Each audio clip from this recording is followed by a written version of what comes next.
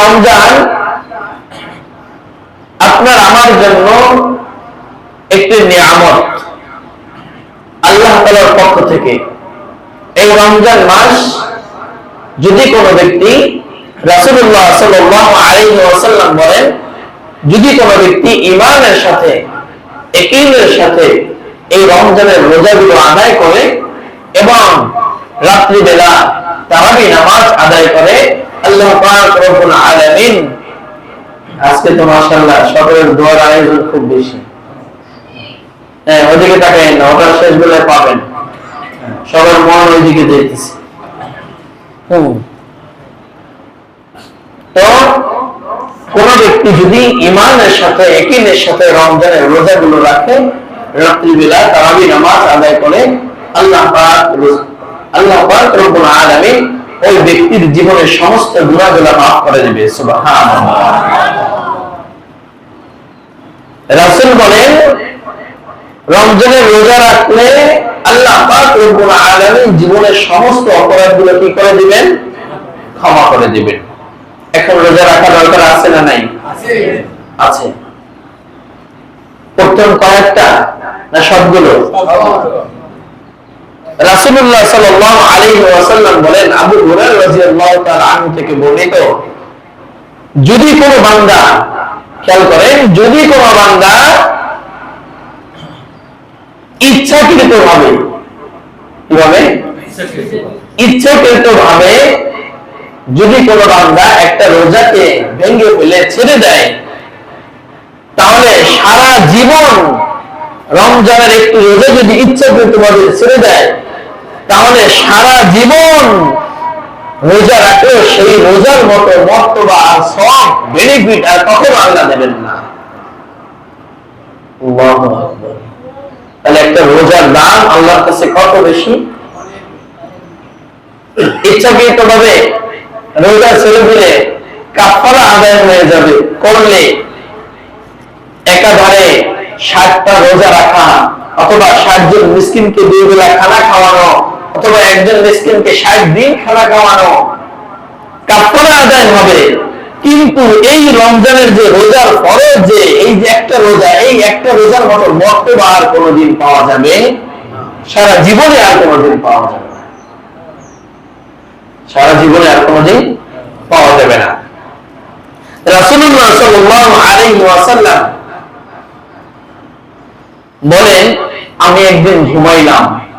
কি করলাম? ঘুমাইলাম। ঘুমের মধ্যে স্বপ্নে দেখতেছি 2 জন ব্যক্তি আমার কাছে আসছে। 2 জন ব্যক্তি আমার কাছে আসছে, কথা বলেন। এসে বলতেছে, ইয়া রাসূলুল্লাহ, ইয়া হাবিবাল্লাহ, আপনি আমাদের সাথে চলুন। রাসূল বলতেছে, কোথায় যাব? তখন রাসূলুল্লাহ সাল্লাল্লাহু আলাইহি ওয়াসাল্লামকে বললেন, আমাদের সাথে চলুন। তখন ওই 2 জন ব্যক্তি 2 বাহু ধরে, 2 পাশের 2 হাতের বাহু ধরে তাদের রাসূলকে নিয়ে যাইতেছেন, স্বপ্নে নিয়ে যাইতেছেন, একটি পাহাড়ের চূড়ায় নিয়ে গেলেন।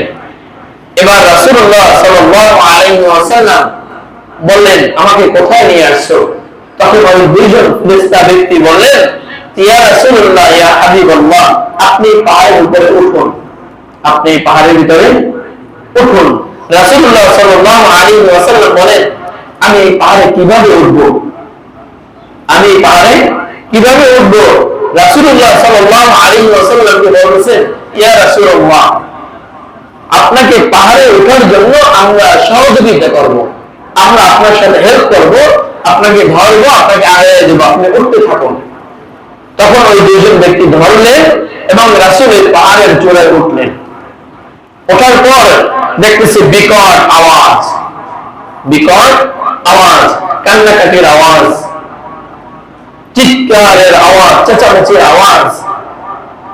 এগুলো শুনে রাসূলুল্লাহ সাল্লাল্লাহু আলাইহি ওয়াসাল্লাম বললেন, আমাকে কোথায় নিয়ে আসছে? এগুলো কিসের আওয়াজ?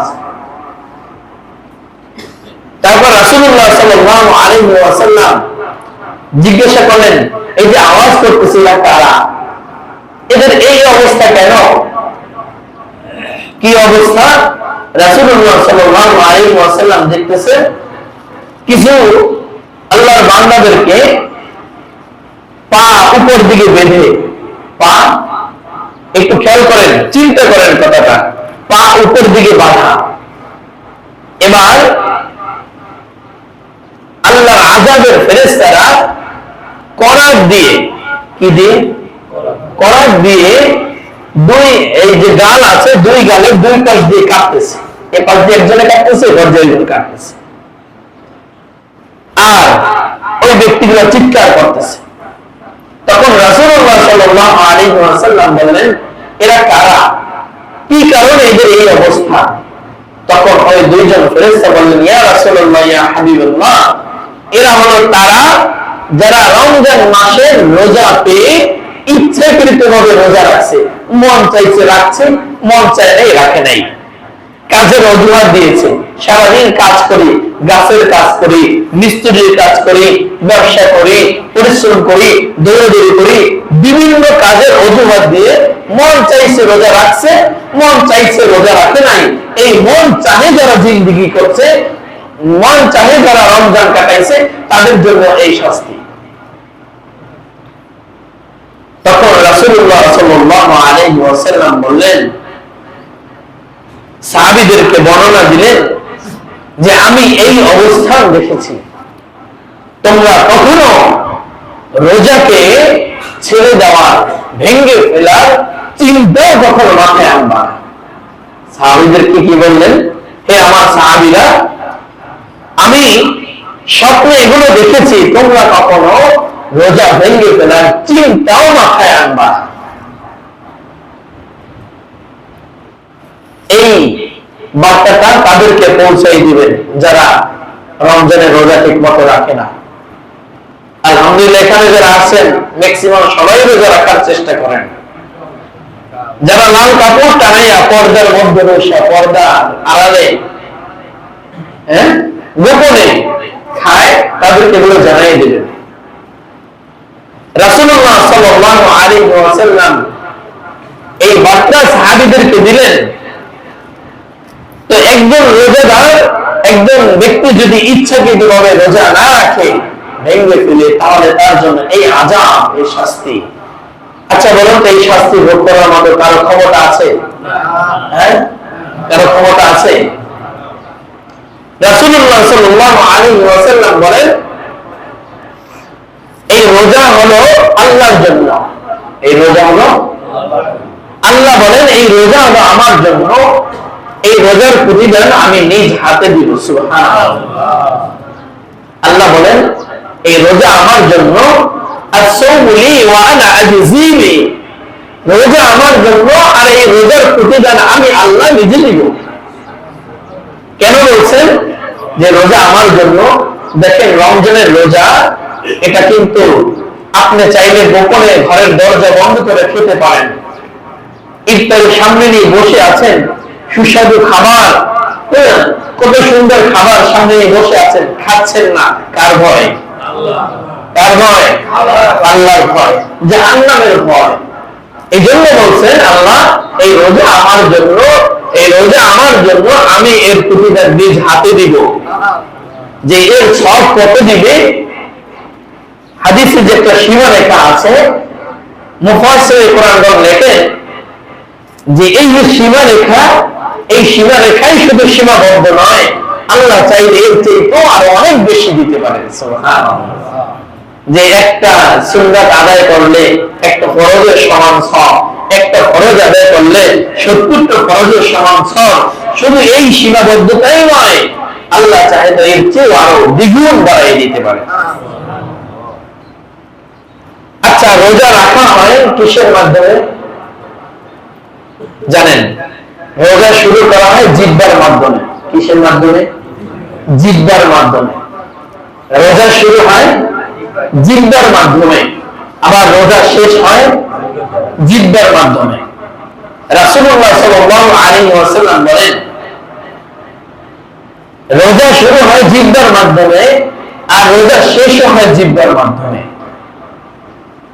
কেমনে? আমরা যখন সাহারি খাই, খাওয়ার পরে আমাদের রোজা শুরু হয়ে যায়।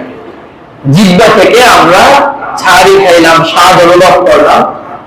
আবার যখন ছাড় ইফতারের সময় হয়, যখন আমরা মুখে পান করি, খাই জিহ্বার মাধ্যমে, তখন এই জিহ্বা দ্বারা আমাদের রোজাটা কি হয়? সমাপ্ত হয়, ওই দিনের রোজাটা। ঠিক না? রাসূলুল্লাহ সাল্লাল্লাহু আলাইহি ওয়াসাল্লাম সাহাবীদেরকে বললেন, হে আমার সাহাবীরা, রোজার মাধ্যমে, জিহ্বার মাধ্যমে রোজা শুরু হয়, জিহ্বার মাধ্যমে রোজা শেষ হয়, আবার জিহ্বার মাধ্যমে রোজা ধ্বংস হয়। রোজা ধ্বংস হয়, নষ্ট হয়। আচ্ছা, এই জিহ্বার মাধ্যমে রোজা নষ্ট হয় কেমনে? যদি ইফতারের পূর্বে মুখ করে পান করেন, খান, তাহলে রোজা জিহ্বা দিয়ে নষ্ট করে দিল, জিহ্বা দিয়ে রোজাটা নষ্ট করে দিল। জিহ্বা দ্বারা যদি মিথ্যা কথা বলেন, কারো গীবত করেন, কারো বিরুদ্ধে অপবাদ দেন, জিহ্বা দ্বারা আপনি যেই কথাগুলো বলবেন, মিথ্যা কথা, গীবতের কথা, সেগুলো এই জিহ্বা দ্বারাই কিন্তু স্পষ্ট হয়, আওয়াজটা বের হয়। ঠিক না? জিহ্বা দ্বারা কিন্তু আওয়াজ বের হয়। তাহলে জিহ্বা দ্বারা রোজা ছিদ্র হয়। কি হয়? কথা বলেন। হাদিসের ভিতরে আছে রোজা ছিদ্র হয়ে যায়। কিসের দ্বারা? জিহ্বা দ্বারা। এজন্য এই জিহ্বা দ্বারা যেহেতু রোজা নষ্ট হয়ে যায়, যদি আমি গীবত করি, মিথ্যা কথা বলি, তাহলে এই জিহ্বাকে যদি হেফাজত না করি, তাহলে আপনার আমার রোজাটা কি হয়ে যাবে? নষ্ট হয়ে যাবে। তাহলে জিহ্বা দ্বারাই রোজা শুরু হয়, জিহ্বা দ্বারাই রোজা সমাপ্ত হয়, আবার জিহ্বা দ্বারাই রোজা নষ্ট হয়ে যায়। এজন্য রাসূলুল্লাহ সাল্লাল্লাহু আলাইহি ওয়াসাল্লাম সাহাবীদেরকে বললেন, হে আমার সাহাবীরা শোনো, তোমরা যদি নিজের জিহ্বাকে রমজান মাসে কন্ট্রোল করতে পারো, জিহ্বাকে যেভাবে রাসূল, যেভাবে আল্লাহ চালাতে বলছে, বিধান দিয়েছেন, সেভাবে জিহ্বাকে পরিচালনা করতে পারো, তাহলে তোমার রোজাটা কবুল হবে।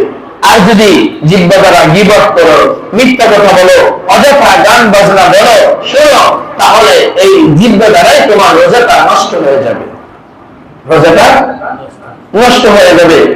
রাসূলুল্লাহ সাল্লাল্লাহু আলাইহি ওয়াসাল্লাম অনেক হাদিসে বলেন, আমি শেষ করব, যে একজন বান্দা রোজা রাখলো, কি করলো? কথা বলেন। রোজা রাখলো, কিন্তু অন্য সব পাপাচার থেকে সে বিরত রইল না। রোজা মিথ্যা কথা বললো, গীবত করলো, গান বাজনা শুনলো, গুনাহ করলো, বলছে এই রোজা রাখা আর না রাখা আল্লাহর কাছে সমান, এতে আল্লাহর কোনো যায় আসে না। তাহলে রোজা রেখে আমরা কোন ধরনের কোন পাপ কাজ করব না, পাপ কাজ করব না। আল্লাহ পাক রব্বুল আলামিন আমাকে আপনাকে সামনে যে রমজান আসতেছে, এই রমজানের পূর্ণ হক আদায় করে রমজানের রোজাগুলো এবং তারাবিগুলো, রমজানের প্রত্যেকটা মুহূর্তের সময়কে আমলের মধ্যে কাটানোর তৌফিক দান করুক। সকল বলুন আমিন। ওয়া আখিরু দাওয়ানা আলহামদুলিল্লাহি রাব্বিল আলামিন।